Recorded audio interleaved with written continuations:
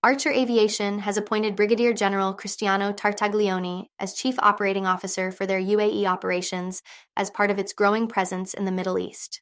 This comes after securing regulatory approvals for new infrastructure development.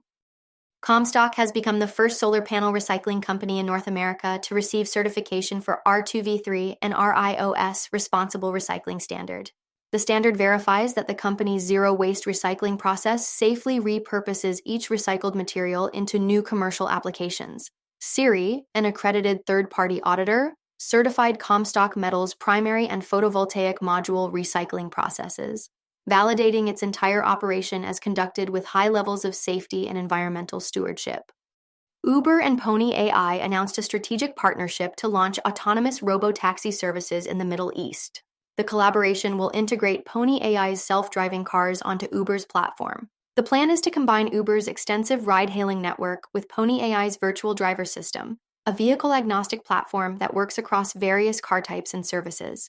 The two companies will launch their collaboration in the Middle East later this year and expand to other markets thereafter. Rides will come with a safety operator until Pony AI's fully autonomous software launches. Rocket Lab announced the launch window for its next mission for Institute for Kyushu Pioneers of Space, IQPS.